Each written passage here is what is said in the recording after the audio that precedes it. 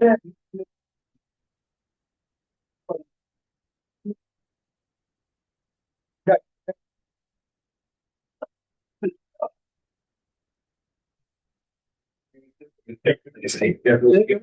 want to extend the curve. They were 55 right in solid. They have to go. Nowadays, all they do is they literally just hack it for.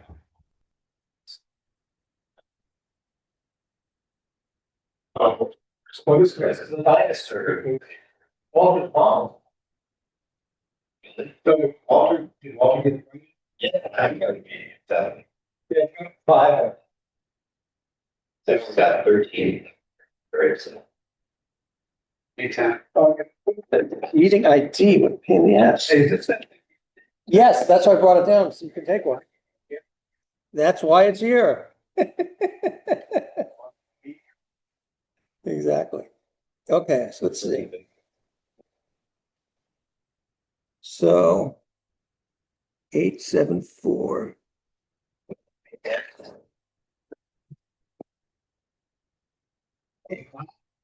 Or, 7459. I guess it's mixed, but it's take the win. I Yeah. think that's. I feel like I'm holding a playable card. Yeah, sure. You also got write-in votes for town clerk and school committee. School? Yes, you got. I might have known that I could have gotten a fee for town clerk from talking, but never thought Somewhere. to expect something at school committee. Yeah. No, I guess. Should they be? I think in Wendell, there was a vacancy on the Board of Health and 2 people on it. No, not then, the other vacancy.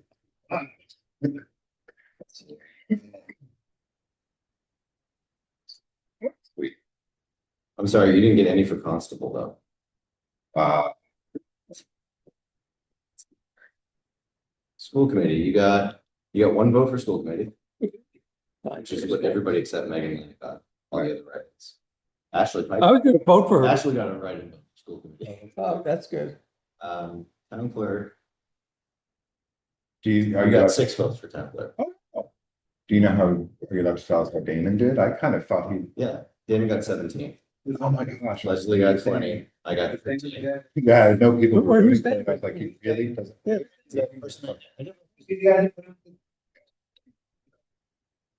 He's lived here. Yeah, he's been.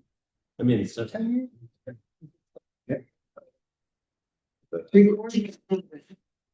I did it. Is this the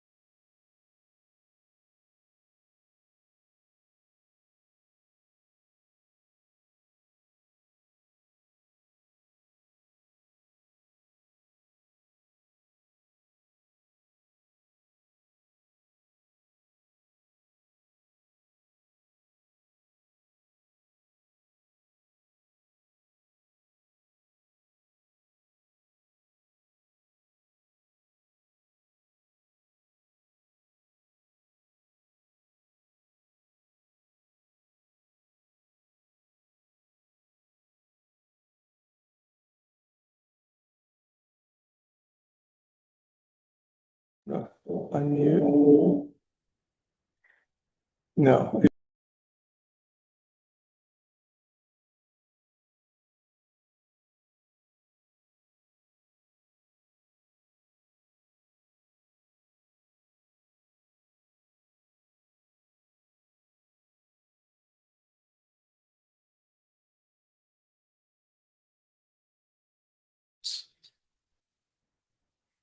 Okay, let's see. So that works. Glad you sent that email because I forgot that tonight was a hybrid. Yeah, I didn't know until I looked at the agenda this morning. Okay. Is this fresh? Or is this just chance? Yeah, that's, I guess, what's been waiting for us in our inbox for the last. Yeah. Oh, yeah. You get to have one now. That's Every time I come to grab town, I Deacon. forget to pick it up. Oh, Or Steve doesn't have his either. What's that? This. You're right, I don't. You should take one. Steve, you'll be happy to know that you beat Michael by 1 vote. 2 votes, 2 votes. Nope.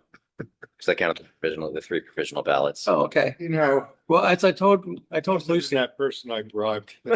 I told Lucy, there's still people who don't want to vote for me. So that's clearly the difference right there.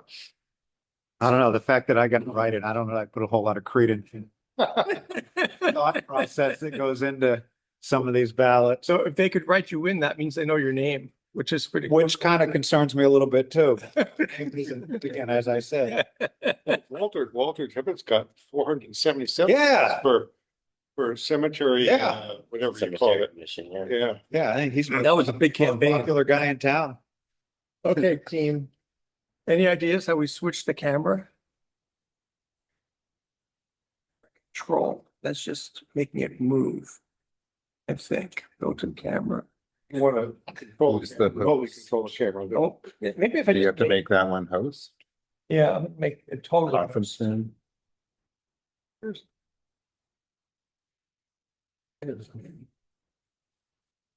Hey, close. Today, May 11th. It's my birthday. Okay.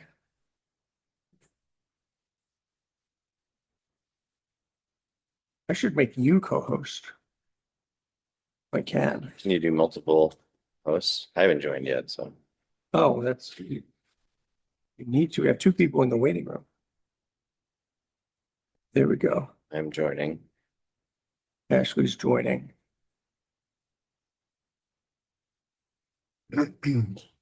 Oh, no, I think that's good, right? Yeah. Okay. It's a great vote, my bald spot. Hmm? All right, I can admit people into the room. You can do that. Yep. You know, the wheel looks a lot better in that, It does. the camera than it does in real life. There we go. No more head. Yeah, somebody's done some cleaning or tidying up in here. Redo me. All right, hang on. You're admitting? Yeah. Cool. We don't have any minutes. Oh, wait, no, review and approve minutes for, Actually, raise your hand. was our previous one? Just a complaint, you're sending around too much reading material here. What was our previous date? It's digital. So Ashley raised your hand, Oh. briefly flashed.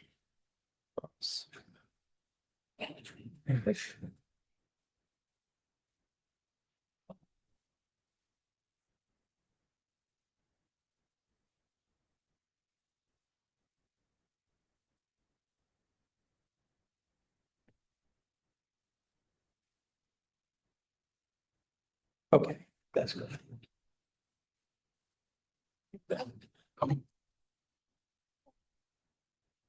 Just at 7, do you have people in? Okay, I did. We have, well, Ashley is gone now. Uh-oh. We have Diane and Greg Adams and Leslie Bracebridge. okay. We have quorum. No, yeah, well, If you if I elevate you, yeah. Okay. Elevate. That's all the same. Are you not? I didn't swear myself in yet, Oh, so I'm still that- an okay. associate member. Okay. You have to Well, wait. I'm not actually, No, July 1st. we're not. No, No, I think it's, I didn't read your email. it is not the fiscal year. Yeah, It's I'm so confused. I looked at. starting starting the day after the election. I checked with the elections division and this is the guidance they gave. Town clerk and town moderator are set by state law. And in our town, school committee is set by a vote of town meeting. Yeah, I changed that when I was on school committee. All other elected offices have to comply with MGL, which says that elected offices starting the day after the election, as soon as the person is sworn in, that's when their term begins. So It's we're not, different than appointed, which are start at the fiscal year. we're not sworn in yet. No, I was suggesting he could swear us in after the meeting. Yeah, but your current term is still active. Ah, And then when you get sworn in, you replace your old term. oh, until July, is it? Oh, Ash was in the way. I thought you had that control. No, no, I gave it up. Okay. How come you can't see people? Should be able to change the, I think it's like. That's a host control. View option, yeah. Let's see.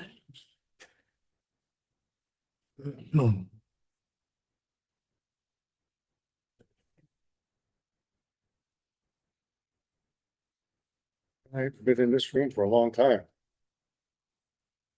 We were at the last, We used to meet, in the old days, pre-COVID days.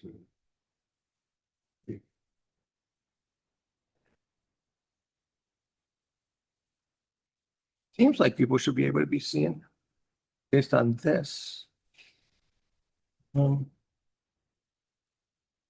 Video, You just did something. No. yeah. View, gallery, thumbnail, let's try thumbnail. No.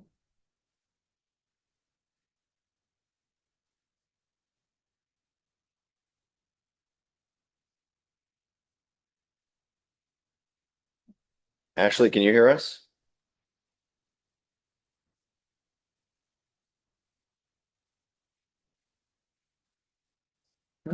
Oh. That did nothing. Participants. Ashley is not muted, so. Are you trying to get gallery view right now? No, I'm in gallery. That's what's so weird. Okay, I think we can be heard, but I can't hear. Uh, Well, they may be on mute. No, she's not muted. Okay.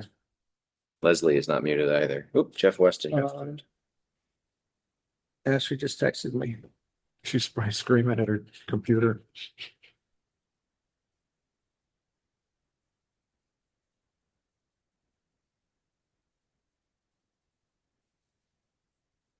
I know. Oop. It's Jeff. There we go. There's Jeff. And they're all in the meeting. Are there cameras on?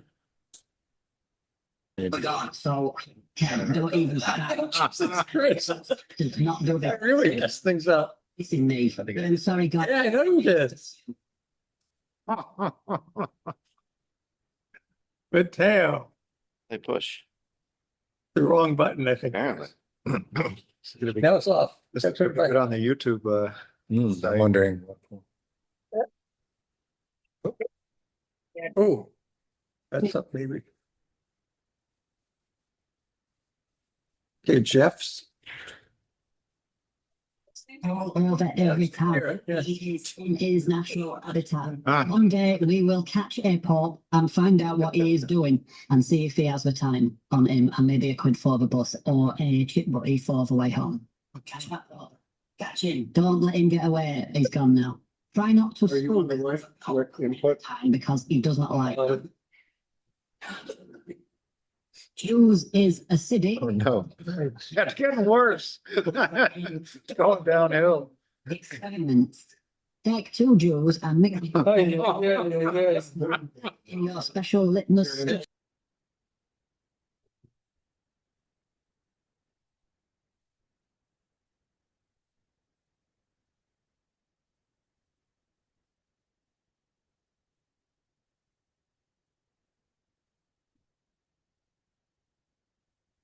So let me see. My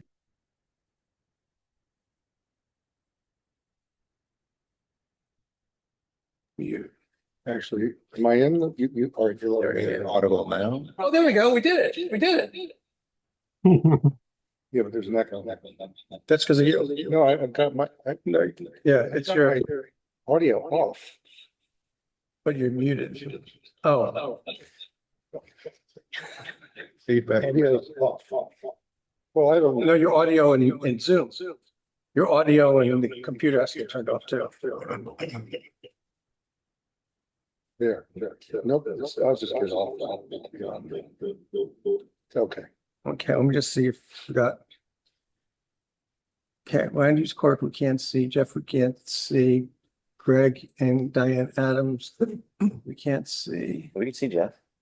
Yeah, so, but we can see Jeff. And Ashley is not there anymore. No, there, she was there, but we can't Ashley's see her. there. She's there. Is her camera on? Camera's on and she is unmuted. Jeff, can you say something? Apparently not. Jeff, can you hear us? I can hear you, thanks. Okay. Oh, good. Oh. Okay, So I'm not sure why we're not hearing Ashley. okay. Hey, Ashley, text me if you can hear me. Jeff, you can hear us. I guess that's, so everyone can hear us. I think, yes, I definitely can hear you. Okay, well, why don't, if they can hear us and they can see us, we can start, Okay. which is, we're subpar in terms of technology, but it's working. But it means that Ashley won't be able to talk. It's, Ashley, can you hear us and talk? We know. We'd hear her. She's in the. She's Oh. She's gonna come over and she's gonna wear a mask. Oh, she gave up. Yes. Okay. And Leslie and Diane and Greg, you guys, I think you can hear us. I totally apologize. Oh, good. I Greg, you yay! that at that point when right before the odd voice came on, I had a message from you asking if you could unmute me, and so I answered yes. But I think that odd voice came from outside, maybe. Okay, well, we got you. That's good. I'm gonna try the same thing then with Diane and Greg. I'm going to See- mute myself. Hi, Is we can hear you. Thank you. Oh, great. Cool. Okay. So at a timely 7:10, I'll call us to order because and I'll activate Tom. So we have a quorum. So we got a quorum. Okay. We have partial technology. You have Jeff too. Oh, we have Jeff. Correct. Hi, Jeff. Forgot about that. So we rather hear the chair. I am the chair for today. Says who? It says our chair. You sure you want to own all of the Yeah. last 10 minutes? No, no, I'm definitely gonna give him grief for that part. This was his idea, right? Yeah, that's right, exactly. He sort of put us in a tight spot. So public comment. Diane, Leslie, you guys have any public comment you want to share? Not I. Okay, No, thank you. We're just here to listen. you're just watching the technology hysterics here? See what we can learn. Okay, well, I'm glad to have you both. So I don't assume there's anyone who's here for landowner education. Is that Leslie, I'm assuming you don't need any landowner education. Diane, same for you? If you don't come back on, I'll just assume that's the case. You don't have to unmute. You guys don't need any landowner education. We're all adequately educated We don't need. and we don't have minutes, correct? There were minutes. There were minutes. 13. Oh, okay. Cool. So I want to move to approve the minutes of April 13th, 2026. Haven't looked at them. The only, was that the one I missed? Yes. So the only thing I noticed when I did look at them when they first came out was that I was not listed as absent. I think Tom pointed it out to me Okay. and I corrected that. Thank you. Okay. Did you guys read them? Mhm. Okay, want to move to approve them? I'll move to approve April 13 minutes. Yeah. Mhm. Steve, you want a second? I'll second that. Okay. Any other discussion? Okay, hearing none. Steve, how do you vote? Aye. Keith? Aye. Aye for Tom. Aye. Jeff? Aye. Cool. Minutes of April 13th, 2026 are approved. So we only have one. Well, maybe we'll flip it. And so does anyone have any member updates? This way we can go through the substance while. Ashley's coming over. I guess, I don't know if this is unanticipated business or an update, but I'll just mention it quickly and we may or may not discuss it at all. But I represent the planning board on the Lake Wyola Advisory Committee. And there's a discussion concerning a road by the lake called Birch Drive or Birch Road. And part of the discussion at least concerns whether that road or part of the road is a shared driveway. And as far as I've been able to figure out, that would be a zoning bylaw question. Common or shared driveways appear to need a special permit. And Is it an existing driveway or? there's a question as to whether it is a shared driveway or not. But it's physically, there's a driveway there now. Whether the private road is a shared driveway is, I think, what the question is for some people. Is it officially a town road?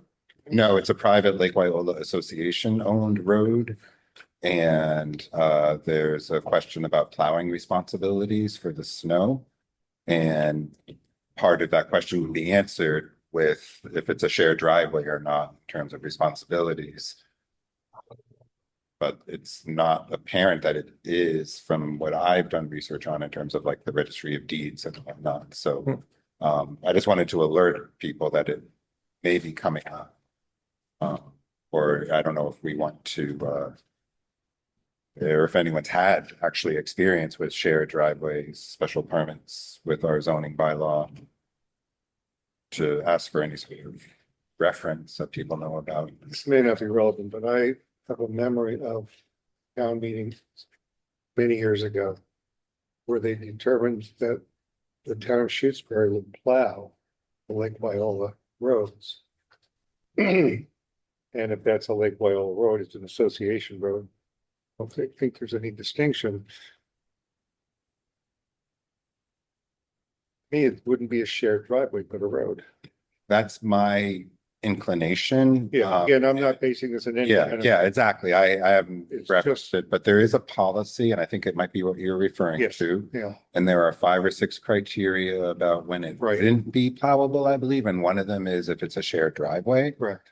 But if it's a public access private road, it will be plowed, for example, but I don't want to paraphrase it wrong. But the shared driveway detail is what may be an important one to clarify on this issue of Birch. And the association has nothing documented about that particular. Correct. What is on the registry of deeds is that this is part of the large piece of land, which is all of the connected private roads that LWA owns.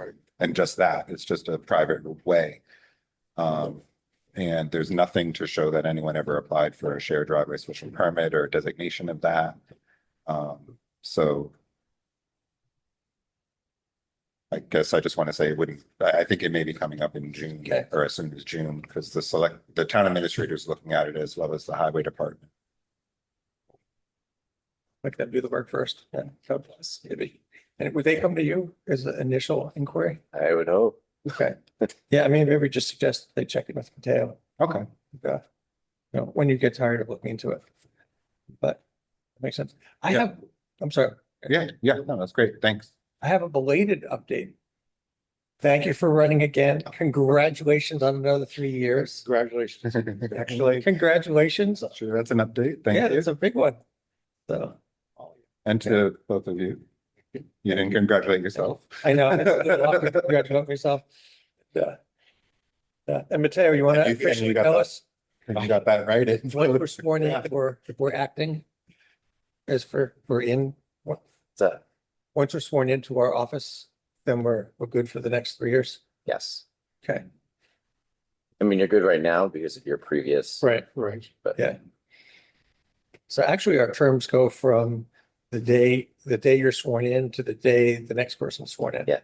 So it's kind of sloppy, like the fiscal, that is fis- sloppy. It's very fiscal sloppy. year would be consistent. Is there a deadline after the election? It's to be so sworn in not- by for that?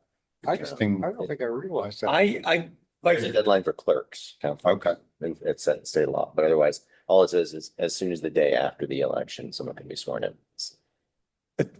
I looked into this like couple months ago, because this news will make Rita very happy.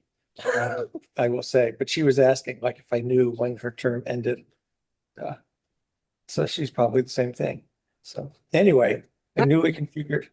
From many, many years ago is that the select board unified everything to July 1, and whether or not we could find it in their minutes is another question, and whether or not we want to or need to.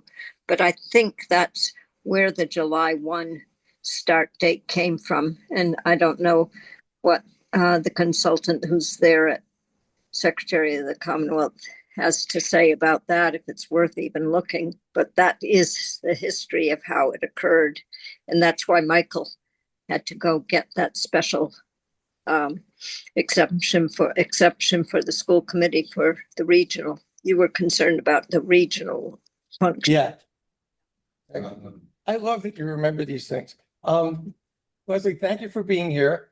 Do you know what decade the select board might have made this decision, just to narrow it down a bit? Do you remember what decade you made Yeah, that's in town meeting minutes for sure. yeah, no, that one I know. I looked it up. It's probably like between 2008, 2012 or 13. The school committee, Yeah.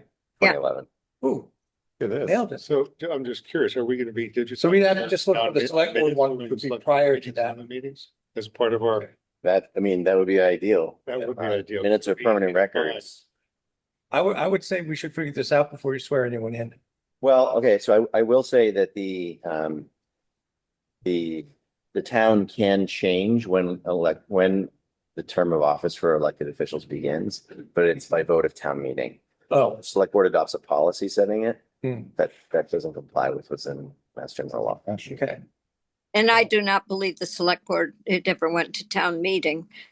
We could just simply look back at the town reports and see when my format stating terms started as the way to list appointed officials. So it's obviously before 2011. But it sounds like it doesn't hold water anyway. Well, this was educational. Thank you, Leslie. You're welcome. I'm going to try to unmute. It's a little difficult on the iPhone, but I will eventually unmute. Okay. Welcome. Hi. Sorry for the technical. No, I think it must have been my computer because he's working, so it Okay. didn't detect my camera and I could hear everything you all were saying, but you couldn't hear me. Weird. Oh, Yeah, it was weird. that is weird. Well, Yeah. sorry to make you get out of your house, but this is good. Cool. I know I'm not a member, but can I offer there's a discussion going on about the Jewish cemetery, Oh, yeah, we're on updates, right? so. Yeah. I just wanted Who's discussing on the town side? to, they are beginning with the Board of Health, so it has to go through the Board of Health, but eventually the Conservation Commission also has to sign off on it, and I believe there's also a role for the planning board at some point. To expand. Question about the. Well, they're not going to the expand project it. So they are looking at a parcel that is on the other side of Leverett Road, towards Montague Road.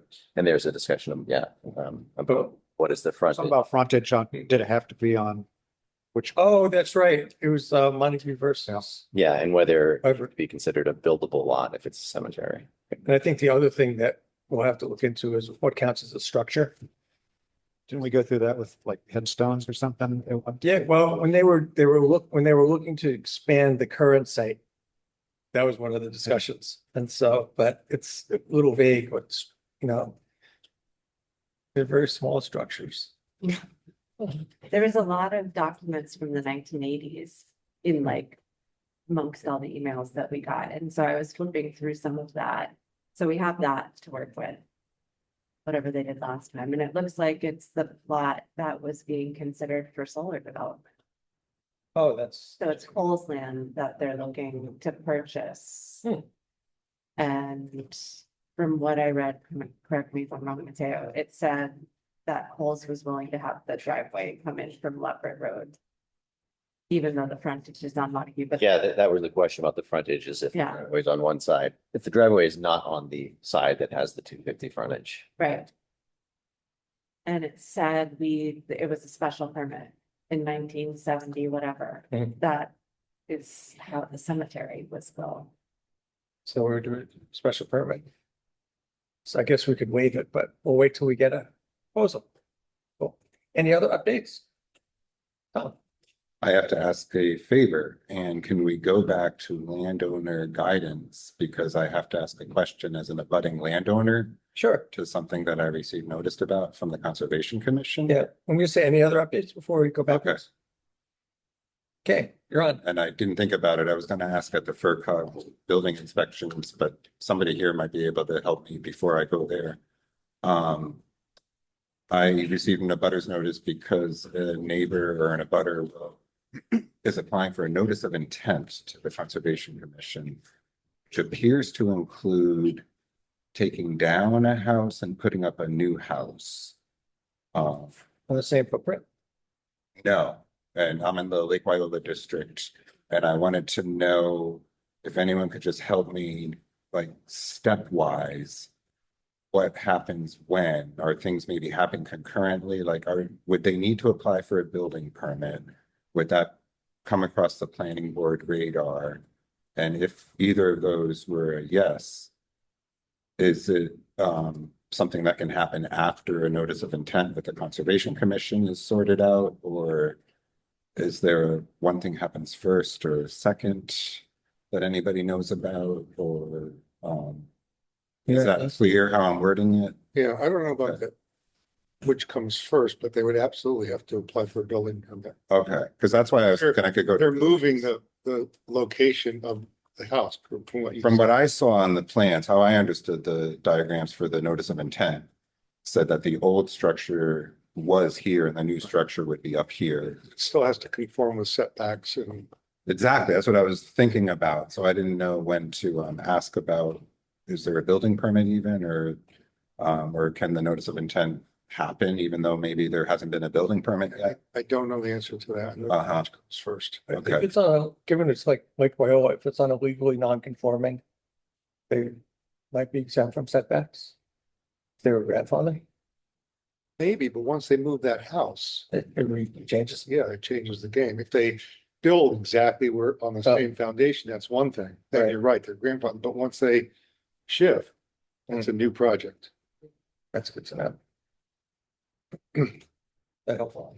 enough. I mean, I might still drop in FERCog and ask if they have any Yeah. input, but Okay, you don't have any NOI perspective on that? I don't think that the order in which it happens matters, but what would happen is they would need to get a building permit, and it would be the building inspector who would be the enforcement officer who would say, you need to get, this is not compliant, you need to get a permit.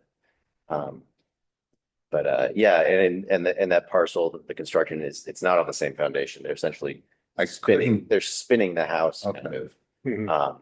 And it's definitely close to the setbacks. So, it's, what would, the building inspector would not say you need to get a permit from the Conservation Commission. So they might be doing that first before going and getting the building permit. But I don't think they need to do it in a particular order. okay, that's, I guess, kind of what I'm asking. Yeah, yeah. Okay. Thank you. Enough for now? That helps. So we only have one agenda item, which is the clean energy law / regs that has been on the agenda for a few months. So I thought I'd go through this and we just have a conversation so we know what's coming. So I made a whole bunch of handouts. Actually, I want to pass them around that way. Actually made my own. Oh, do that way. Then there's that. These are all things I could use. We'll have a long list of I got that. documents used at the end of the minutes. That's what it's- Yeah. So, I think the one I'll start with is the multi-page stapled ones. And I'll go through it and then when your eyes start glazing over, I'll stop.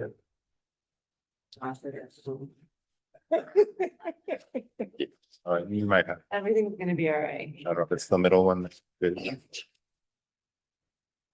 Okay, yeah. Cool, okay. So the background is, in November 2024, the clean energy law was passed. And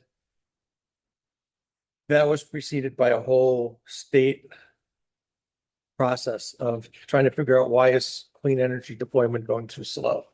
And in my humble estimation, and Keith's been following this too, so if you should chime in. Oh, I will. But in my estimation, you know, what they decided was one of the main reasons besides interconnection was that towns were permitting too slow, so they're gonna basically reform the permitting process. So a lot of this is about that. And they came up with two categories of clean energy. So clean energy is solar, wind, and battery storage. Large is 25 megawatts and more for solar and wind, and 100 megawatts for battery, and then small is underneath those. So the state's going to regulate the large ones. After lots and back and forth, it ended up that municipalities are still going to be able to regulate the smaller ones. And so this little diagram here, if you ask DOER, what they say is they didn't really change the substance, they changed the process, which I don't think is totally accurate, but that's the way they're thinking about it. So they created a whole process that has gotten codified into regulations, and I think that's part of what I'll go through, but I'd say the big change that it's the one good change is the pre-filing process is really robust. So there's community engagement. So, you know, what we've experienced, the developer shows up at our front door and says, I want to put something here, and either they've submitted a proposal or they're going to. And the pre-filing requires a whole process with the municipality and the community to have engagement so that there's education and feedback before the proposal actually gets filed. So if you flip to page 2 on the bottom, the things that would have to happen in the pre-filing is the developer has to meet with local officials. The local officials identify key stakeholders, so committees, individuals, and bigger towns, organizations, businesses, etc. There's an opportunity to check for the plan for accuracy and to confirm all the needed permits. And the big change in process is they're looking at municipalities as a whole. So it's called a consolidated application permit process. And so unlike now where, like when we were dealing with the solar stuff, you know, they would have to go to the Concom and go through the Concom process. They'd have to come to us and go through our process. They were separate and we would make separate decisions. With the new regs, it treats the municipality as a whole in the sense that we have 12 months as a municipality from the time the application is deemed complete to make a decision for all the committees, and then constructive approval kicks in. And so one of the things that's good, you know, is that the Concom still gets to do its process. It's just constrained within 12 months. We get to do our process. It's also constrained within 12 months. It's unclear to me if the Board of Health, if there's Board of Health regulations, it's not necessarily a permit, but the exception to that permitting process is ministerial permit. So like a building permit is ministerial, so that doesn't count. But before 12 months is up, the municipality has to basically make decisions, each board. So Concom would have to actively make a decision, and the planning board in our case would have to actively make a decision for us to be fulfilling our role. If either of the committees that's required to make a decision, it'd be constructive approval because it was deemed that the municipality as a whole didn't make a decision. If any of the committees who were involved with permitting reject the proposals, then the proposal is accepted. So we're free agents in terms of our decision making. We just have to do it within the construct of this 12-month period and do it as a municipality, if that makes sense. It does, but we need, and you'll get there, we need a local government. We do. I will definitely get there. That's definitely the And thing. that's not insignificant. No, it's huge. There's a lot to say about that one. If we do reject it, if one board rejects it, it's a no, does that restart the timeline or? No, then it's just, they can appeal it, but they can only appeal it to the Energy Facility Siting Board, which is the state agency. Yeah. Yeah. Which is nice. Tom? if there's mutual agreement, you still can't continue it for more than 12 months? No, Right now, Okay, it's a real problem. and I think that's a valid change. Although I will say, looking at this, their pre-filing workload is pretty significant. That if they do all these things and have talked to everybody, everybody should have a pretty clear idea. Oh, the pre-filing helps. yeah, So really, the 12-month ticker isn't as, It's the lack Higher, of is it? consent, which yeah, seems like, yeah. I mean, it seems like just the pre-filing stuff could take quite a while. yeah. And There is no time. no, there isn't. No, there isn't at all. And so, yeah, the pre-filing it just has to happen. Pre-filing. Hmm? No time limit for the pre. Right, correct. And the pre-filing just has to, if I remember correctly, has to be finished 60 days before the application, like there has to be a period in between. So the cool part with pre-filing is they have to do public outreach, they have to have a public meeting. They have to consult with the municipal leaders about when a good time and place is for a public meeting to maximize participation. And, you know, it might be, they might need translators, they might translate into material, they might have to have daycare, all that kind of stuff. And then one of the things I really push for is having a project information on our website. So the developer has to put all this stuff on the website. There's one place everyone can go for everything. Oh, sorry, you probably don't, no. but there's no, clock on replying to the pre-filing application. Say again. There's no clock on replying or responding to the pre-filing. No, so it's, I mean, so the first step is meeting, you know, they'll meet with the municipal officials and we would say, did you pay attention to this permit? You know, and these are the people you need to talk to. And then they go and have the public meeting. In the public meeting, they have to take the feedback down and they have to document it.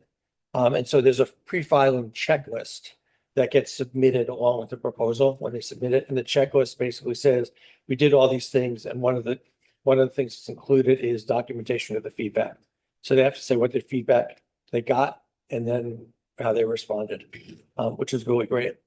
So, you know, if they came in and they said, I mean, yeah, if they came in with slopes of 60% and we said that's really crazy, they would have to put that down so it's in writing before they propose. But that, as Keith was saying, there's no timeline in the pre-filing.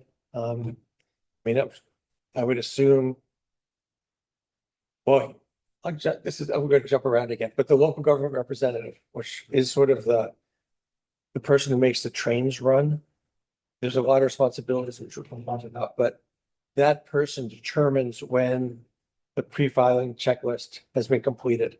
So, and that's a municipal representative. So until that person says you did it all, they don't get to proceed to the application. So all that front end stuff is really good. And it could be a person or it could be the select board. Well, okay, so the way the reg's set up now is it's the chief administrative officer for the town. So in our case, it's a select board. So by default, it's a select board. The select board can designate. Sure.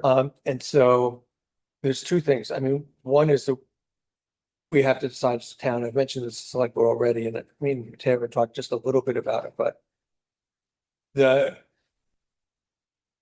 local government representative is the person who, on the front end with this pre-filing stuff, is sort of making sure that everything's happening and is coordinated. And then as we go through, is really the key person. So it will, even if it was a select board, they'd have to designate like one of them. I don't think the group of them could do it effectively. Or could they designate somebody to be their stand and the representative, and then come the end when it's time to, is this complete or not? Oh, It's not the decision of that person. It comes back to the select. board to possibly, say, yeah. Yeah. But there's still a huge investment in time for that. Sure, yeah, absolutely. Yeah, no doubt. Yeah. And so, I mean, one thing I'll just front load this since you brought it up. I mean, it's essentially a really big unfunded mandate for municipalities. And so the reason I brought it to the select board a few months ago was we're in budget season. And, you know, even if Mateo is willing to do it, but using him as an example, since he's doing Concom and planning board already, there's more activities than he's currently doing. So we would have to budget time. And the challenge is for every municipality, you don't know if you're gonna get an application. So you can't effectively budget. So what I've been working on with legislators is lobbying for changing statutes that it would allow 53G Consultants, which is the consultants that we've hired at the applicant's expense, so that and the way I'm thinking about it is if that actually happened, you create this core of experts who are, just doing it for municipalities around the state. You got an application, you could call them, they would know what to do. And it's a little tricky on the front end. Like if it was written correctly in statute, you could stop the clock until you had a local government representative in place, like the contract was signed, and then you start the 12 months, or you start the pre-filing process. But currently that's not a law. DOER, I went to an MMA meeting last week, and DOER is starting to suggest that, but if you read the regulations, they really can't, because it says the chief administrative officer can designate the local government representative. In my humble opinion, I don't think the select board can designate an applicant to pay for somebody else. That's a little stretch of designation. So it'll get worked out. Either we'll have to. Wait, say that last part again. You don't think the select board could require the applicant to pay for an a local government representative? Not the way the regulations are written now. I don't think it can. The town. I don't think, I understand. the way I understand designation is like you've got the power to sort of like tap someone, but I don't think the town, the select board or anyone can tap an applicant and say, we're gonna pick Mateo and we're gonna have you pay him. Like that seems like a stretch. Could the cost of that be built into the fee structure? Well, that was actually, so I was at a meeting on Friday. I got invited to the Hilltown CDC. There was a meeting of the Hampshire County Hilltown. So it's like Worthington, Goshen, Plainfield, Chesterfield, West Hampton. And they talked about jacking up their fees as a way to cover all this stuff. So it is something that we might want to consider because our fees are really low at this But point. even if we jack up the fee to cover the cost of an LG, local government person, should those fees cover hiring an independent person, or would that be somebody in town? I think we could, I'm not like if we didn't have the applicant pay and we were paying for it. Well, I think we if maybe- we up the fees as Mateo was suggesting, and those fees we were confident would cover Yeah, whatever time required for an LG. I would think so, because then it's somewhat. The language just says designate. Yeah, Right. yeah, I Because we think, wouldn't want the applicant to be hiring. no, in the 50, local- No, well, in the 53G scenario, like we did with, stormwater stuff for Wheelock and whatever. The town does the hiring, it's just the applicant puts the money in a bank account. So, but yeah, I think designation would be tapping our own consultant. Sure. I mean, that seems possible. Now, the one thing I'll say, which is this little fall review sheet, is the two things that I had presented to the select board a few months ago and been pitching, because DOER has really not been spreading the word. There's two things that need to happen. The law goes into effect July 1st. And so the two things that need to happen, one is the executive body for the towns have to vote when they're going to start accepting consolidated permits. So you can optionally start on July 1st. You have to start on October 1st. And so the select board has decided we would do it on October 1st. So for us, we're set. And then the other thing is just figuring out who's going to be the local government representative. So, if on October 1st, we have an application, we know how this is going to work. So we're not eating up time. So those are the two like time sensitive things where we're standing right now. Do you know if the select board has discussed it yet, They have not. besides the date? Yeah, no, we talked about it briefly at the select board meeting. But it was too much to figure out at that point. I don't think, Mateo, you weren't there. So Nathan was there. And Nathan was the opinion that we might not need to do anything and just sort of have Mateo serve in that function. But I mean, my sense is looking at this list, there's more tasks to be done. Oh, yeah. So, So quick question about the process then. Who is responsible for increasing the fees to cover local government representatives? I think it would still be us. Would Yeah, because it's like, we still own the special permit process. Okay, So we could just decide, and I think that was just a majority vote at a meeting. so it seems to me that that's a stopgap measure until maybe the state, you can convince the state Yeah. to change. I'm actually hopeful. Joe Comerford's office is pretty receptive. But yeah, I think that's exactly, we should, I mean, between now and October, well, we'll know if the law gets changed by the end of July. And if it does, then I think we could just, revisit it in the fall and jack up the prices and figure out how to do that. Try to be creative. So we have fee structures in place that we would raise or we would create new fees. We've got fee structures now. I mean, we increased them after relock, but they're still pretty modest. They're like $250 or something. It's not gonna get many, No. hours out of. No, Yeah. 10 times that, maybe cover, maybe. yeah, exactly. Does No. changing fees require a hearing or anything? No. When we did it last time, we looked into it and it was just a matter of the planning board deciding to vote at an open public meeting. So I think the hard part would be figuring out how to get close to covering the cost. So, We could revisit, if we go through one of them, if it's not enough, we'll know we need more next time. yeah, Or maybe even mid-process. I don't know if that's possible, but I don't know if I'm probably not in process, but yeah, it'd be tricky. We could probably ballpark a Okay. 1 year. Yeah. Employee, how many hours a week Right. we think it's gonna take, I think. Yeah. So I'll move on just in terms of the process part. So in the application, they submit the consolidated application. I guess we're just jumping around, but that's all right. This is confusing. So there's right in March, the way the law read is that by March 1st, DOER had finalized the regulation. And so the core regulations got finalized by March 1st. There's 4 sets of guidelines that are connected to the regulations that were presented in draft form. They got public comment and they're rejiggering them. They're not finalized and they're not public yet. So how much they'll change, it's hard to know. And then the other thing that's connected to that is the Green Communities Division of DOER got tasked with developing model bylaws for municipalities. So there's going to be a model solar bylaw, a model BESS bylaw. And that's not out. They're 2 months behind in terms of releasing it. So that's a little tricky.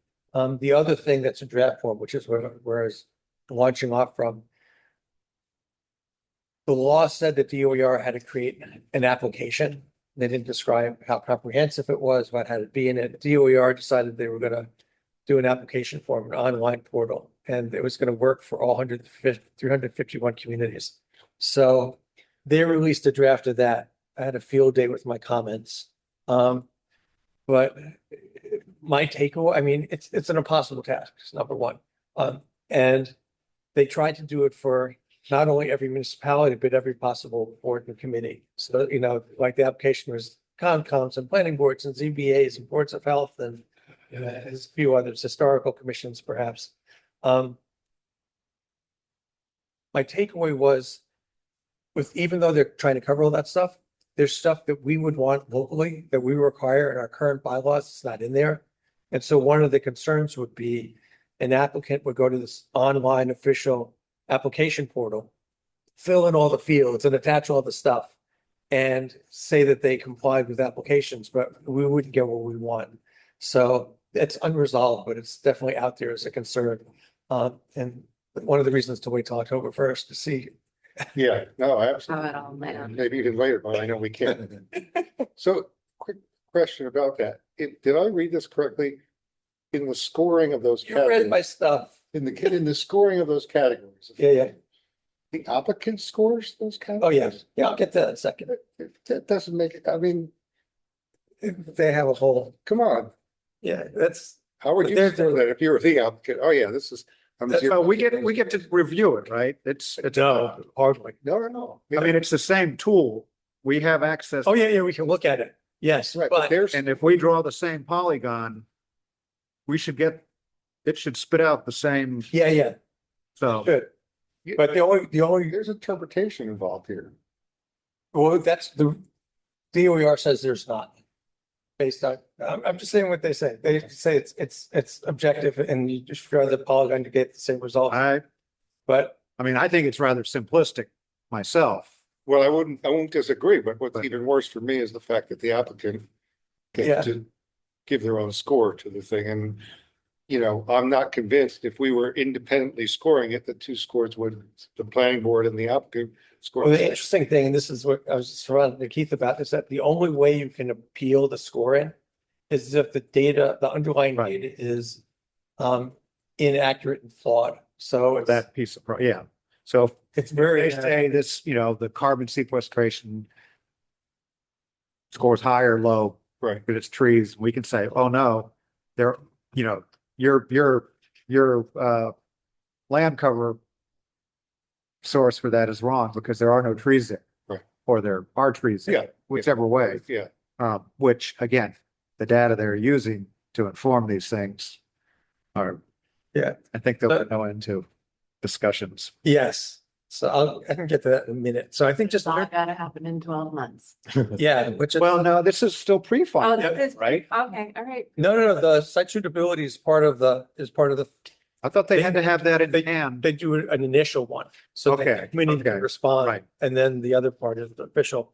So I'll jump to the parts of the application because I think that's sort of, so we're on site suitability. So there's several things that are that are required as part of the application. You know, sort of make sure that things are cited correctly. So one of them is site suitability. There's lots of issues there, but I mean, there's, let's see, there's 4 categories plus another, that they look at for site suitability. So like Keith was just saying, there's carbon sequestration and storage, there's biodiversity, there's agricultural resources, there's climate resilience. So one of the things, in my opinion, if I looked at this a lot, is they were trying to get objective data. And so they went hunting for the data that they had, which means that, you know, these are like really good things to be looking at, but they're hard. And so the data doesn't exist. And so my favorite example is climate resilience, Right. which on the face of it, you say, oh, that's cool. They're looking at climate resilience. If you dig deeper, what it is measuring is the exposure to flooding of the facility itself. So not even flooding of the community, or the area. That's the primary criteria of. That is the only criteria. And the reason, if Call you, it something else, actually. exactly.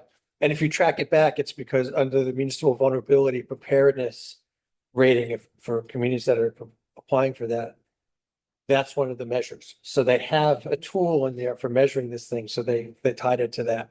So there's some things in here that they're measuring, which, you know, it's good to know that the facility is not going to flood or not, but you know, it's not climate resilience. Call it that. Yeah. Floating or not floating. Exactly. Call it. The carbon storage stuff, they expanded it a little bit. I think there's 2 data sources now. I don't know, Keith, you had opinions on that one? You want to share? Other than the whole premise being flawed, no,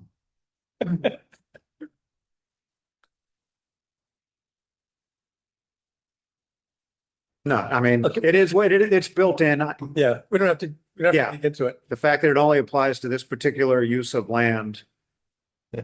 Doesn't apply to shopping centers, doesn't apply to farms, doesn't apply to any other land use. But we're gonna hold the one technology that will help address climate change, Right. we're gonna hold to a carbon sequestration standard, nothing else.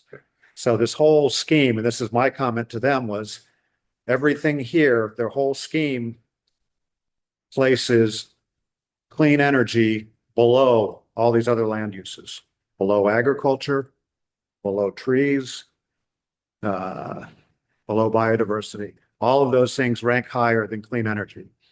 And if we're trying to address climate change, that makes 0 sense. But I guess that horse left the barn. on the other hand, there's no one building giant shopping centers in rural forests, which is where. Eastern Mass, they certainly Oh, are. I understand, but like, that's where a lot of this stuff is gonna go, so I imagine that's why. You know where most of this has gone? Worcester. The, Worcester is cleaning the state's clock in building solar. yeah, We think we're being burdened. No, No. Carlton's the number one town, Worcester Did he is ever count? the whole county. Yeah, Yeah. Carlton's got 27. They are by far, again, Western Mass has not been. Well, but we are getting now, like Blanford's got 4, Lakefield's got 2, Worthington's got 2. I mean, it's not, doesn't add up to Depends 27. on how big they are. Yeah. Again, there's.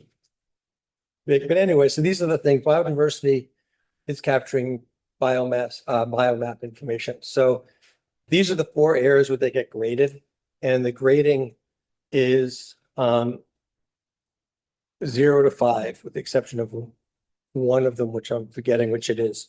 And then you can have I modified. think the climate resilience is the Like- 3, The right? 3? Yeah, That could be it. I think so.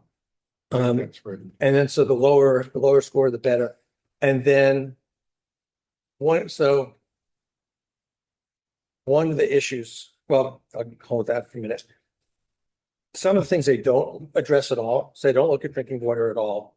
The initial draft, they talked about drinking water and they cited DEP regs, which only covers public drinking water supplies, so not private water wells.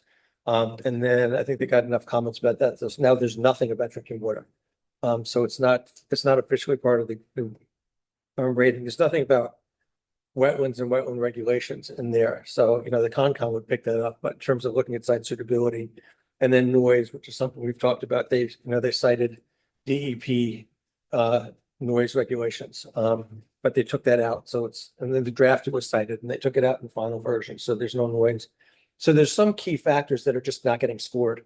So, I mean, my personal 2 cents is it seems like it's a very partial tool. For me, here's the rub. Okay, so from reading this stuff.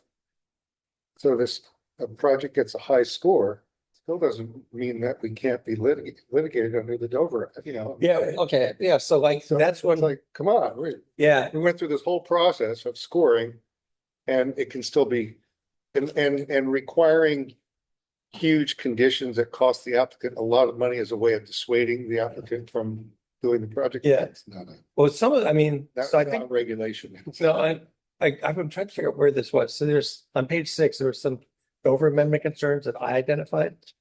One of the big ones from my read is that if you score badly on the site suitability, the regulations don't say that a municipality can reject it, which seems like a fundamental flaw. Yeah, Um, it basically means the scoring thing is meaningless. Well, yeah, so what is the score for Well, I asked Rick It's a Collins, good I asked Rick Collins, the director, during a webinar about that. uh-huh. And he said, we don't think we need to put that you can reject it in there because we assume that if it was cited in a really terrible way, the municipality would require such mitigation that either the developer would change what they were planning to do to make it better, or they would pull out, which seems like just a backwards way of approaching Yeah. good citing.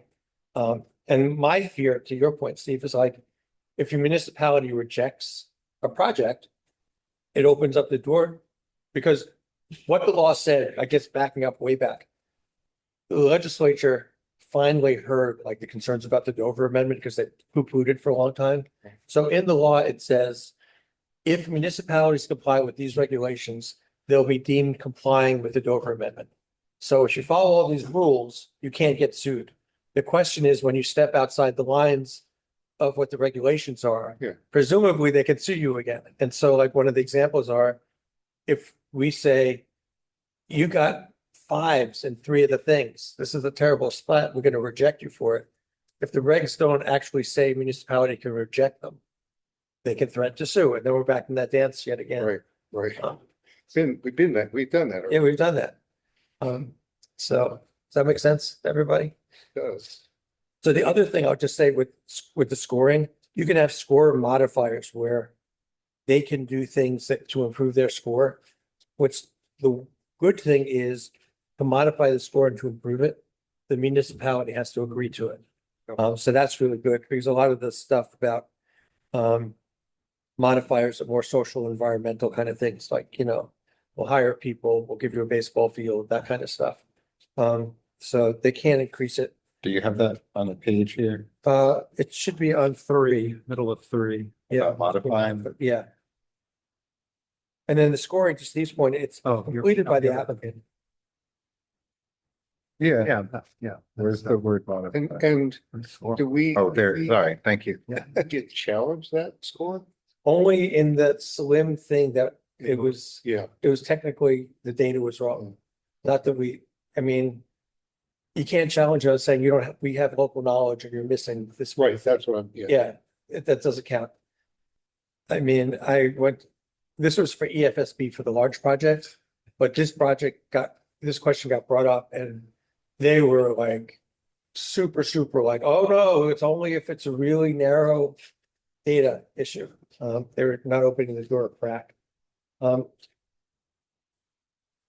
let's see, small projects, just page 4, small projects are exempt, under certain, under an acre in front of the meter, the small canopies are exempt. How, I should know this, but what's the wattage for Wheelock?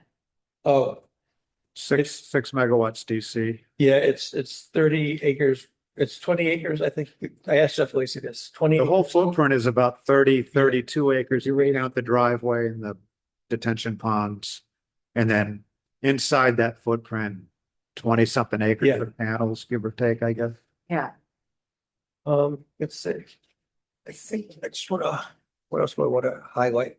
So we get to do our process, in the 12 months, we can do whatever we want, per our bylaws. And the Concom would do theirs, then we have to come back, and with the local government representative is the one who has to sort of make sure that each committee makes a decision. Presumably, there'll be a piece of paper that the town signs off on that says this is the municipal decision.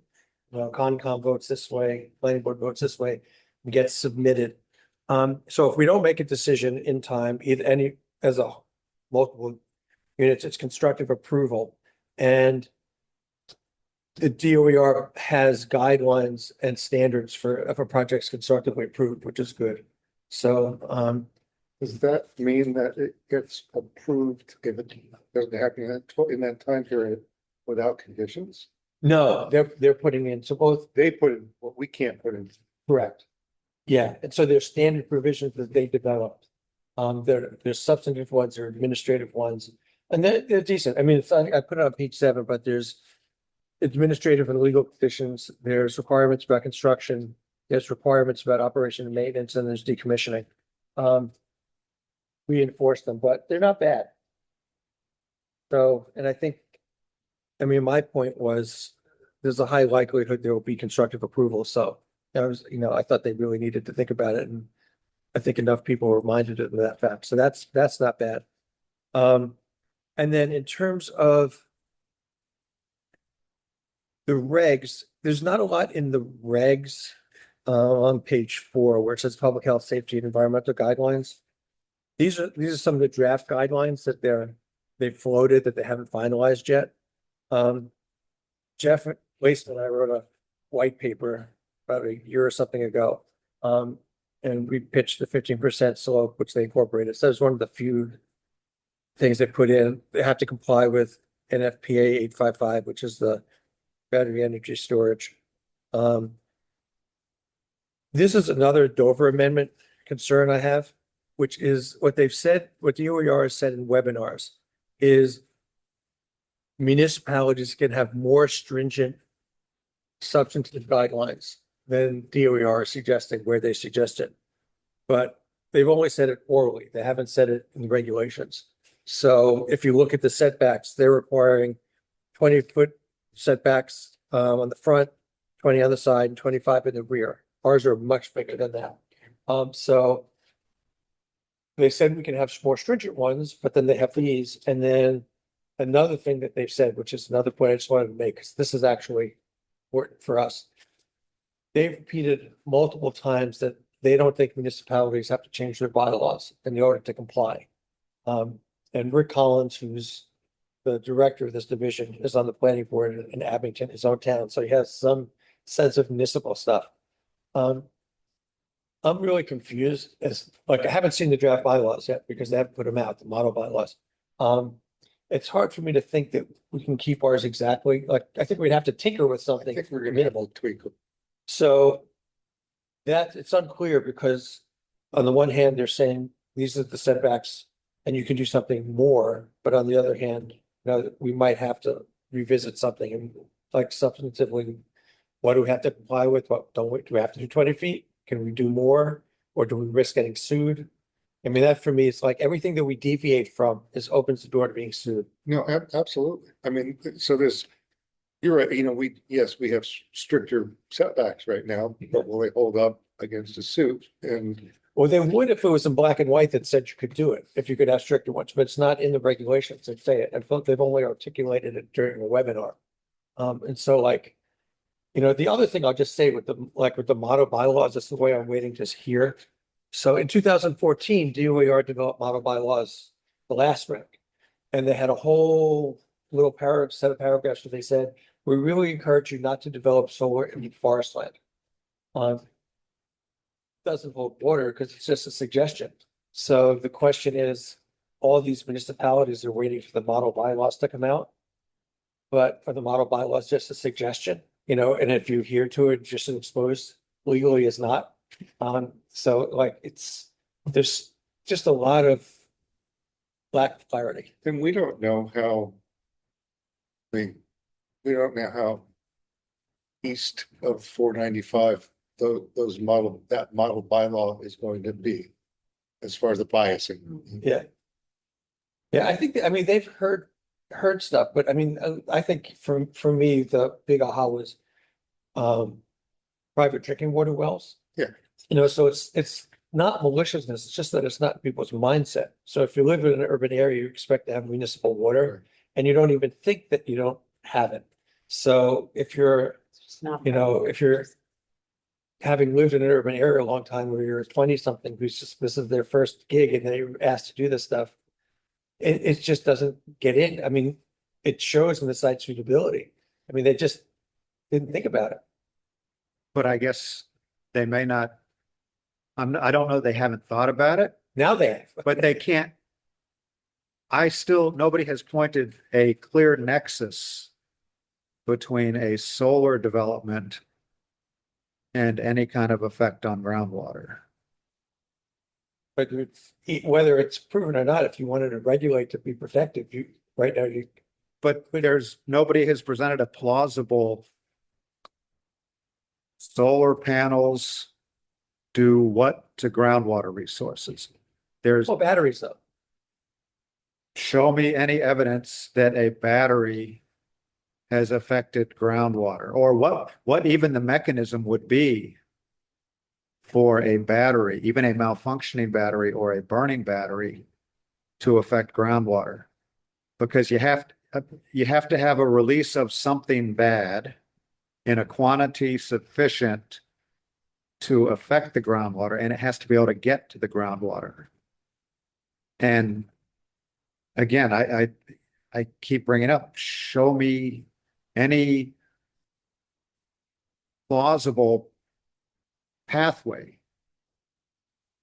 But like, aside from the substance of it though, if The earth, If- the movement of the earth, like the landslides that happened in Williamsburg when they were doing that development and it polluted the river and. No, that's a totally that was during construction. They weren't following the law. The company was breaking the law. The town was not holding them accountable for their erosion and stormwater management. It flushed into a wetland. It did bury a wetland that they got fined for, and they're having to remediate. So I But it think didn't that's- but it didn't contaminate groundwater. Right. but my sense is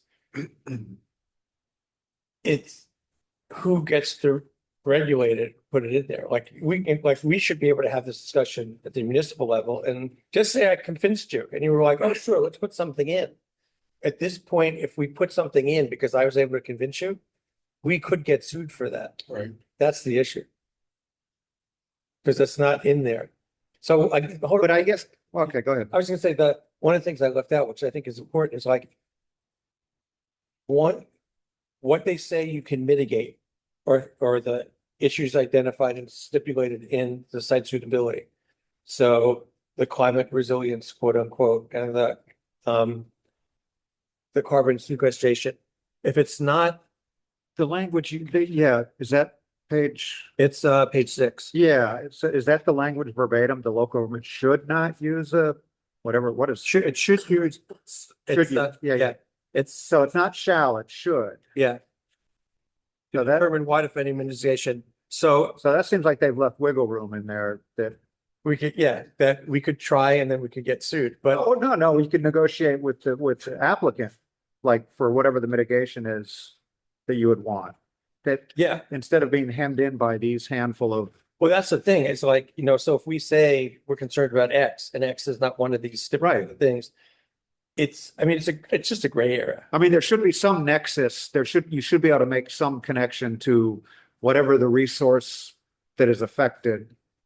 We want compensatory Right. mitigation to make up for whatever we're losing. Totally. My concern is just that, like, if it doesn't say we have the right to do it and we have a developer who like doesn't want to play ball. Yeah, I mean, I guess again, when I looked at that should, I'm like, well, if they wanted it to be hard, they'd have said shall, and they didn't. So it seems to me like they've left wiggle room in there to, again, have some conversation with. Yeah. I mean, I think at the 10,000 foot level, it sort of gets to your point way back when, like, if the whole idea was to speed up deployment of clean energy, as long as you have gray areas where developers can threaten legal action, you're slowing it down, or you're getting municipalities to say, we're going to roll over on this because we don't want to risk getting sued. So they're replicating the dynamic. Yeah, I don't know the whole end game of if we play the game and then still can get sued. That, yeah, I have to think on that because that seems Right.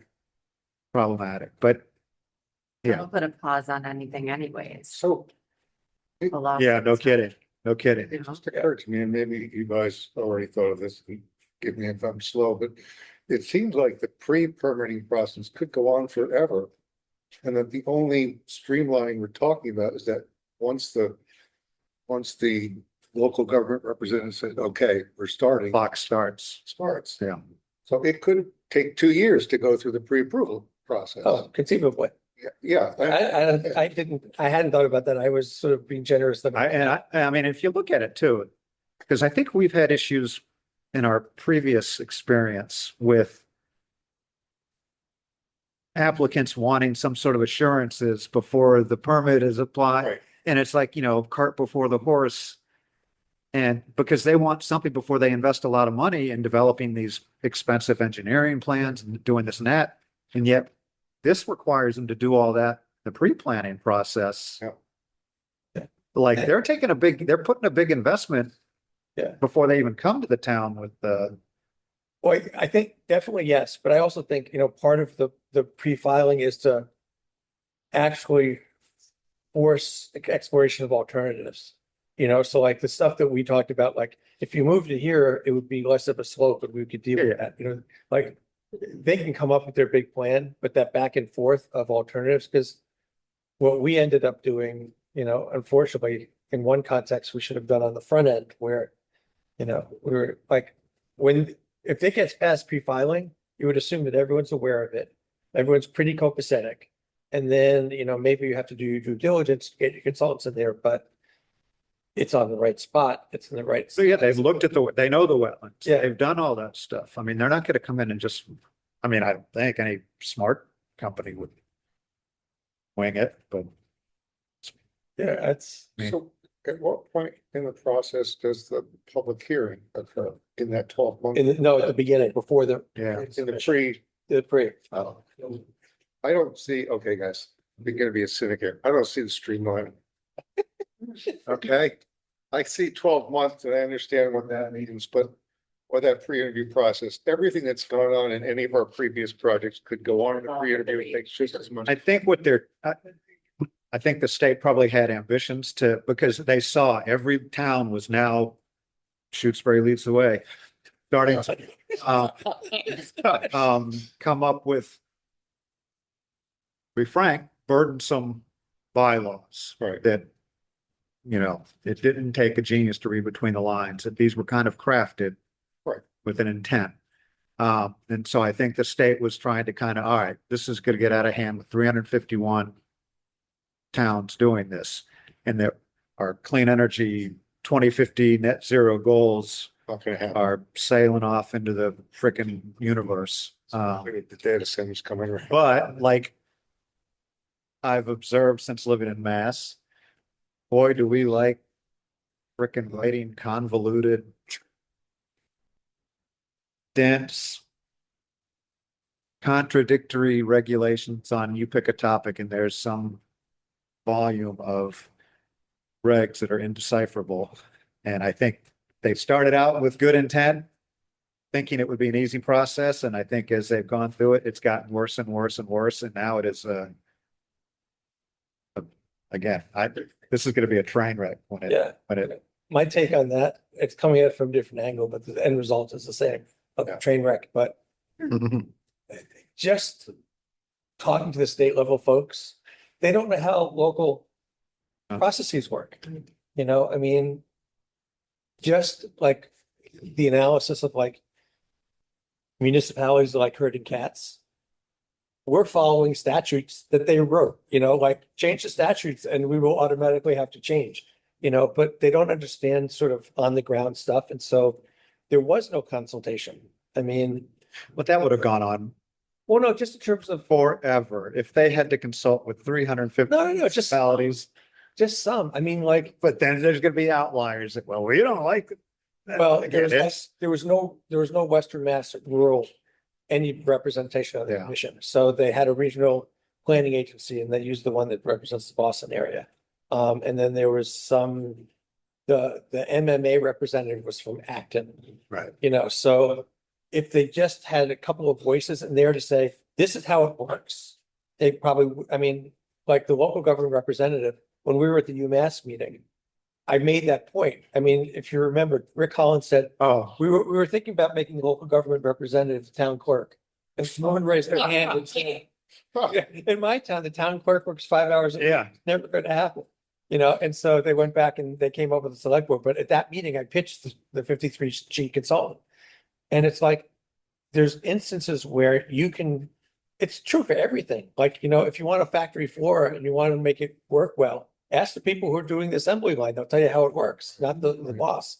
It's the same problem. So there's lots of stuff in here that I think, because we all would like it to be effective, just don't make it stupid. It's gonna be something. So that's all I got. Okay, Well, Did you say it's not clear? Or what's the case of the BOH, Board of Health involvement? it's so, you know, Just not clear. I'm forgetting his name. now. Hugo. Hugo, you know, has been leading the charge. And do you know Glenn Ayers? Yeah. So Glenn Ayers was at this meeting on Friday with the Hampshire Hill Towns. And he was the public health agent at FERCog for like 25 years or something, and now he's doing consulting stuff with Wendell. So my understanding, you might know better, is that the Board of Health the boards of health in Massachusetts were created before the Constitution. So they have equal powers as the legislature. So they don't have to go through the Attorney General. They can just come up with regulations at their meeting and approve them. So a Board of Health can put in regulations to deal with the whole voice and trade stuff to, you know, it's defined. What I'm unclear about is if DOER considers, like, just say Wendell, since you guys, you know, created regulations, if there's battery storage regulations that pertain to a Board of Health approval of some sort, whether it's a permit or whatever, I don't know if that gets counted as a consolidated permit or if it's outside, just like everything else is outside the Board of Health. And I've asked a couple of times, no one gives me clear answers. So it's like, and yet another one of these gray areas where it's gonna take a town to do it, and then someone's gonna get sued, and Right, like it'll be a test case. okay, So, that makes sense. so clear as mud, I think is, yeah, I mean, the good thing is we don't have to do it till October 1st.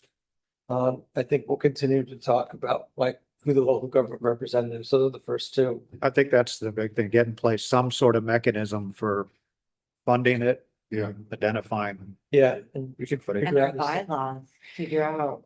Yeah, I'll keep tracking it. I mean, So this is my short stuff on bylaws, and that's, like, I've been thinking about this for months, waiting to see something come out. It seems like at minimum, you have to change your bylaws to say shoot spray zoning will comply with 225 CMR 29, Right. which is all these regs. At the very least. Like, you have to acknowledge that they exist and that we're going to do this whole process. Granted, it, we get, state law prevails anyway, so we have to follow the regulations, but it seems like you might want to write it in, and then if there's something that's really divergent, or like local government representative doesn't exist in our bylaws. So as a procedure, so it seems like we would want to. How extensive? I don't know. Could we get by without doing it? I mean, We should at least determine the things that are in the state regs now that we're not addressing like you're talking about, like, and even at least be aware of differences like setbacks, and there may, I don't know if there are other issues like that. there's not a ton. There I really mean, is. yeah, I mean, there's, Probably the archaeology stuff, right? Didn't we? oh, ours, Yeah, ours. yeah, there's It's none of not covered, right, right. yeah, none of it's in there. None of it's in there. They didn't take account of anything. Oh, I think- I sent them our reports and all that stuff. They just, Right. I mean, but so that's where, again, it falls short on the not paying attention to the local stuff. Because with this, I am concerned about the common online portal, because we're gonna ask for certain documentation, just about that, like, that we have a whole notification process. It's not in theirs, so how do we, when they apply, how do they meet our need?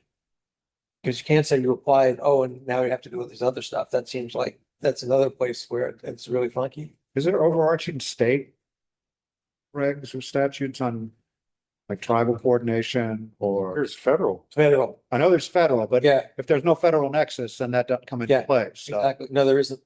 It's only about, there is no state. there's like some statutes about burial sites and things like that, but Huh. notification, no.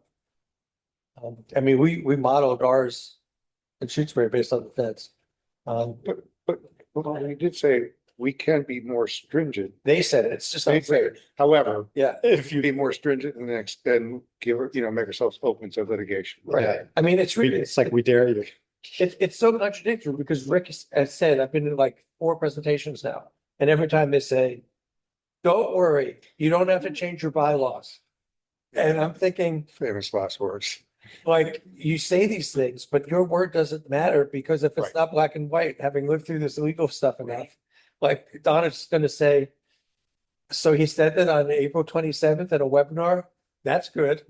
Let me oversimplify. If the Dover Amendment stays in effect, Yes, we're still have all Correct. the same issues we've had prior to this Yeah. streamlined process. yeah, and they still don't wanna, I mean, They don't want to touch it. I've spent, I don't know, the last 6 or 8 years trying to get rid of the Dover Amendment. The senator who was in charge of changing the law, like, he just doesn't want to do it. I mean, and that's, I agree with you, Where's he from? Lexington. Okay. Are we gonna change the holdover amendment for like religious schools and stuff like that too, or just for solar? Just for solar. Okay. Yeah, Just Not for everything. I don't think it's playing out. We can't even change the solar, Keith. Come on. This is where there's, because solar is new, that there's a target on its back, and we're treating renewable energy by these different standards that we don't seem to hold lots of other things accountable. That But I would push back, because the Dover Amendment was written Right. with a different intent, and it's been misapplied. you say that, It's true. It's true. and probably, and I 1980. probably agree with you. But I haven't gone back and looked at the debates and the whole legislative history of where the Dover, where the solar park came in. Second. But I will say, if there's ever been a law that probably turned out better than they anticipated, I think we're in a, because they didn't anticipate climate change back in 1980, whatever it was, or So it's They 88, did. 88. was it 88? I don't know, 80, so the guy, Jim Hansen, forget his scientist who first kind of, Well, the NASA guy.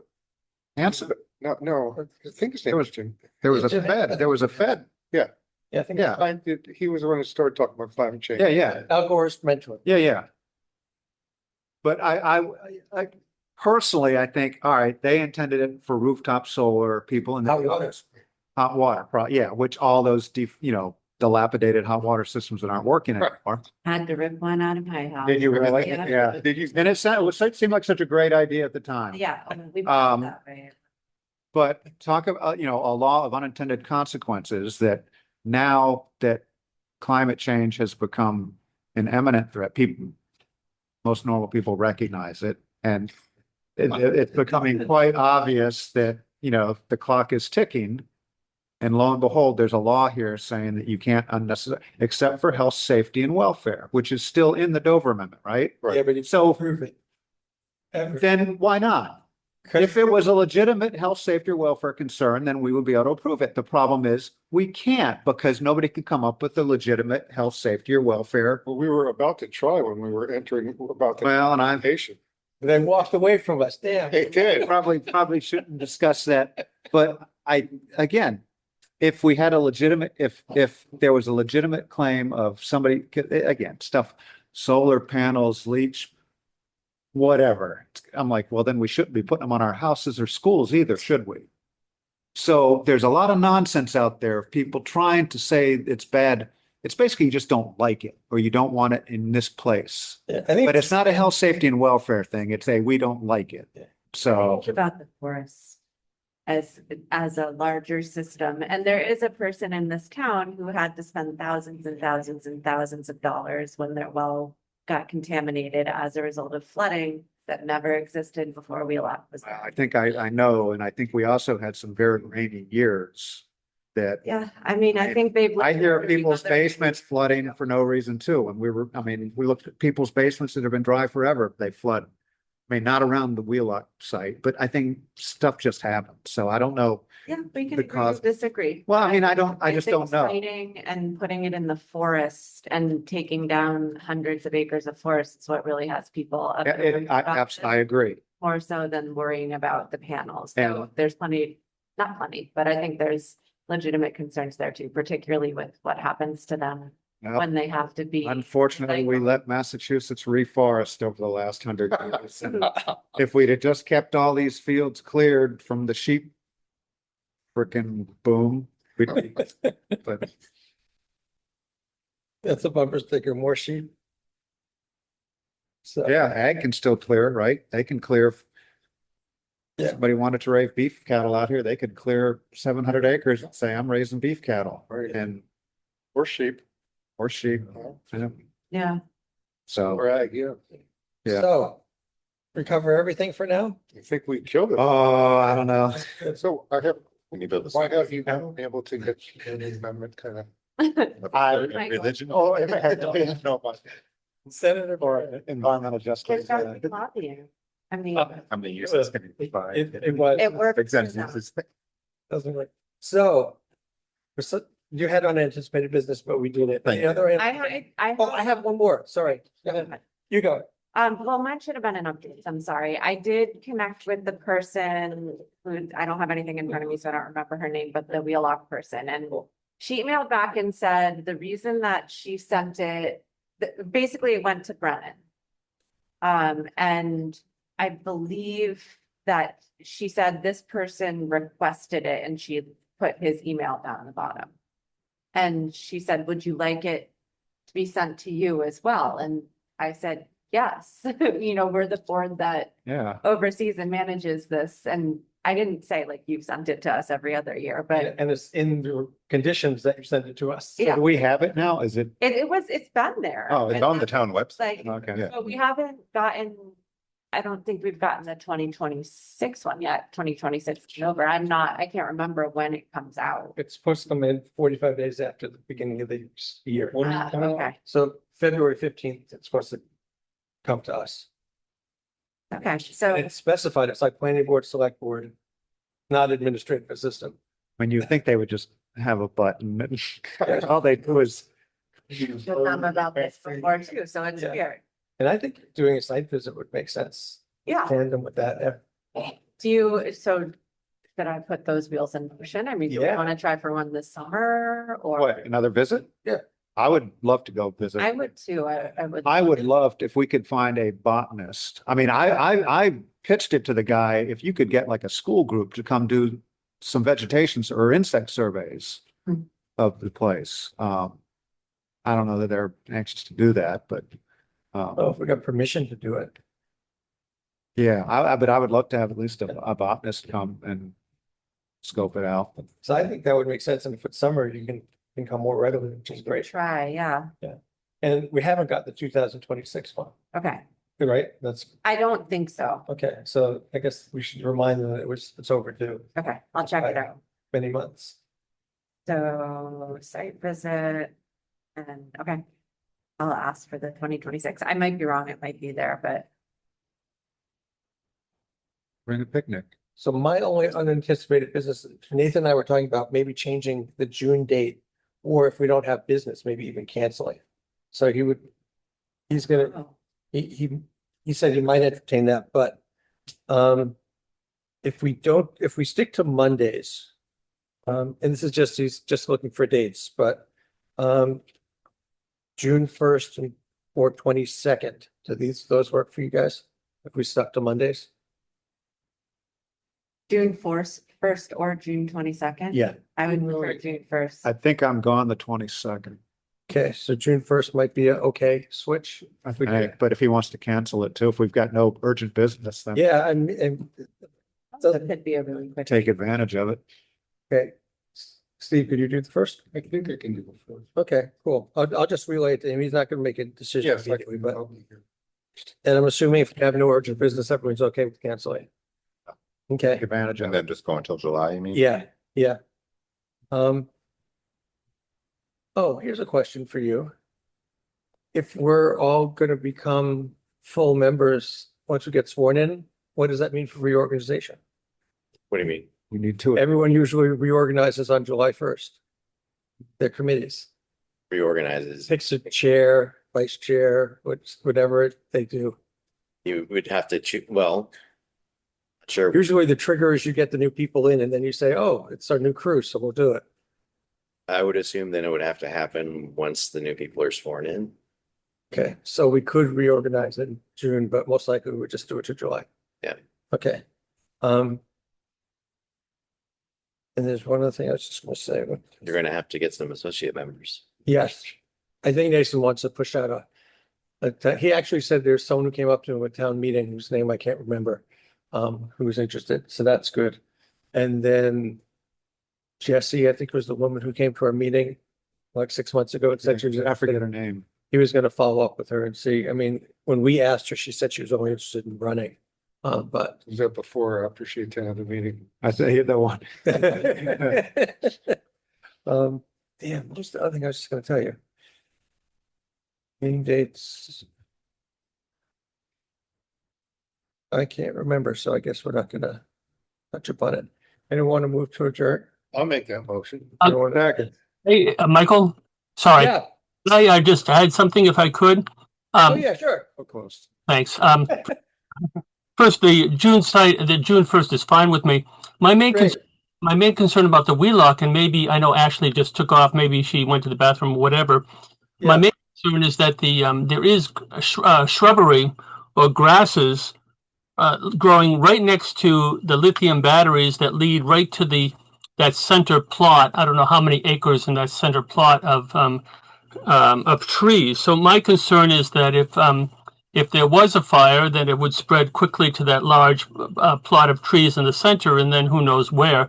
So it would be great. I don't know, Ashley, if you could make some. You with me, Ashley? Yeah, Yeah, well, great. I mean, I just got back. I hear what you're talking about. Make some kind of comment if you're in contact with them about well, my concern, maybe our concern about the grasses, especially if they become dry in the summer and there's some kind of fire event, that it could go straight to the that cluster of trees in the center and then spread out. And we only have one pumper of that's 1,000 gallons in a tank that's 2,000. It's not going to stop a fire from spreading through the dry forest land in the summertime.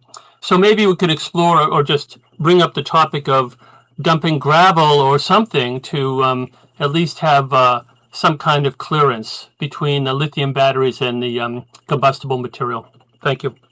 I think it might be useful if you all wanted to email me with any concerns and then I could like create a list I and, think we need to go look at the place. They may have done that. We haven't been there for 2 years, so. yeah. Well, we could, I think in your back and forth, you can ask if there's a, based on our input, you know, because he was there, he wrote it down, if they did anything, just, and then we should have to go, just, we should do the site visit, then we could see.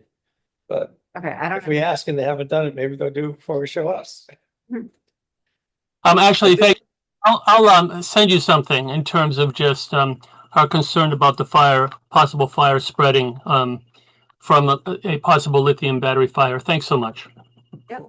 We did have the letter from Zerwanka's response to, Mary Lou. Right. Yeah. he doesn't seem overly concerned with it.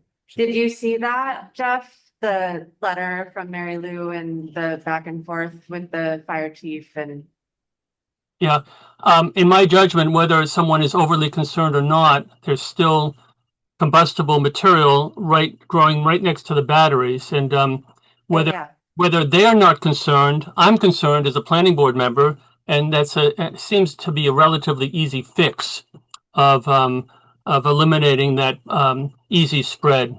So I'll email you something, actually. Yeah, Thank sounds good. Thanks. Cool. Yeah, and if anyone else has anything they want me to convey, Great. I'll wait like a week. I thought of the other thing, this is just a quick headline, but you'll enjoy this. All right, I'm sure I will. I enjoy it all. So Keith and I ended up having coffee and talking about sort of economic development, you know, the whole idea of like, how do we encourage good and develop? Because he raised it, I can't even remember when, but you know, looking at like, oh, the data centers, like, how do we look at town center and developing things more that are appropriate to town center and sort of just looking at our bylaws, our zoning, this, you know, the districts, things like that, to sort of figure out, okay, they've been in place since 2008. 2008 was a different time. Do we want to sort of look at how do we encourage things? And I don't really come up with any answers, but you know, like overlay districts or, you know, right now, all the frontage is pretty much the same. You know, you could change frontage and change incentives and things like that. So I talked to Keith about to Nathan about the idea of maybe beginning a conversation about that and say he was open to it. So if we meet in June, he might put it on the agenda. If not, we'll do it in July. But I think sort of foreshadowing, like, you know, it could be a big thing. It could be not, but having that conversation seems like it'd be worthwhile to figure out how we do economic development, planning, encourage things. So you move to adjourn. Someone seconded. I'll second if. Okay. So how do you vote? Aye. Jeff, how do you vote? Aye. Keith, Aye. Tom, Aye. Ashley, I and I'm an aye. We are officially Aye. adjourned. Great in-person meeting, guys. Yeah, good to see everybody. Night, everybody. See you, Jeff. Aye. Thanks, Mike, for all your hard work. Take care.